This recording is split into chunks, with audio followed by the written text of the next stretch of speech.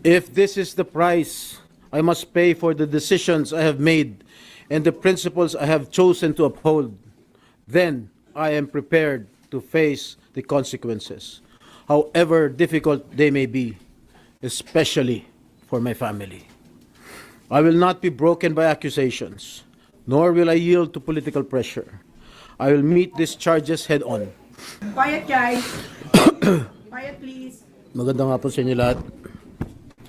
I am already in receipt of the warrant of arrest issued against me by the 5th Division of the Sandigan Bayan.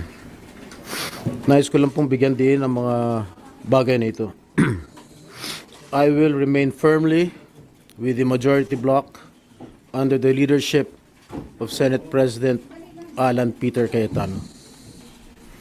Hindi ako matitinag sa anumang panggigipit, pananakot, political maneuvering para talikuran ang aking paninindigan.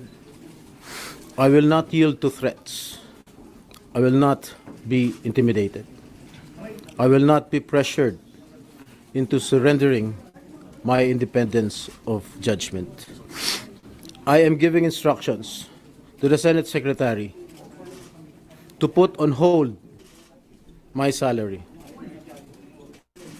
Personal kong pasya ito upang ipakita sa sambayan ng Pilipino na wala akong intensyon makinabang sa pondo ng bayan habang nililinis ko ang aking pangalan.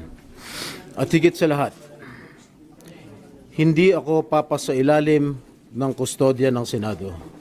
I will not seek Senate custody. Hindi ko gagamitin ang Senado bilang panangga laban sa mga aligasyon sa akin. Nakahanda akong ipagtanggol ang aking sarili sa hukuman at hindi ako magtatago sa likod ng institusyong ito upang umiwas sa proseso.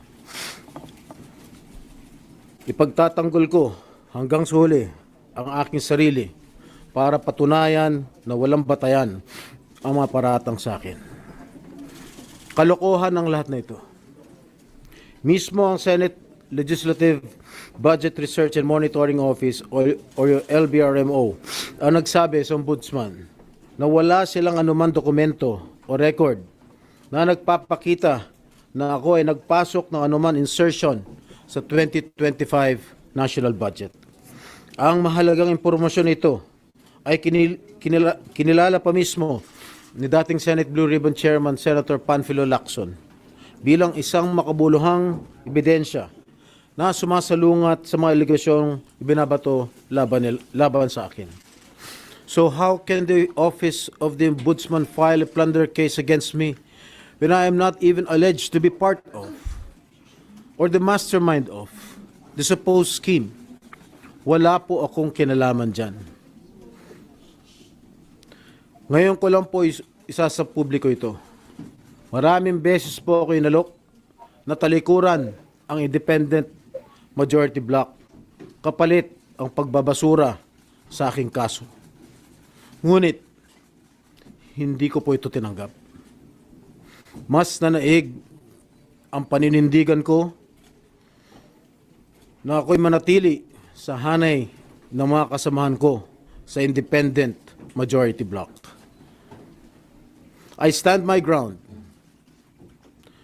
Ngayon kung tatanungin niyo kung sino sila, abangan ninyo ang susunod na kabanata.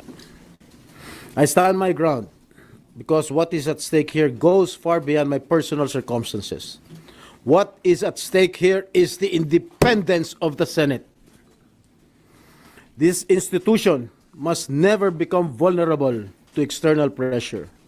It must remain free from political coercion, free from undue influence, and free from any scheme designed to weaken its constitutional role as a co-equal and independent branch of government. If this is the price I must pay for the decisions I have made and the principles I have chosen to uphold, then I am prepared to face the consequences, however difficult they may be, especially for my family. I will not be broken by accusations, nor will I yield to political pressure. I will meet these charges head on.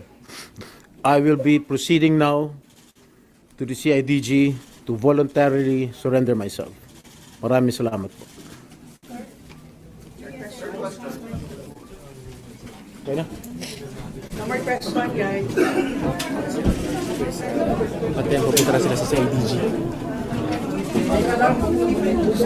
Buksan lang po yung pinto.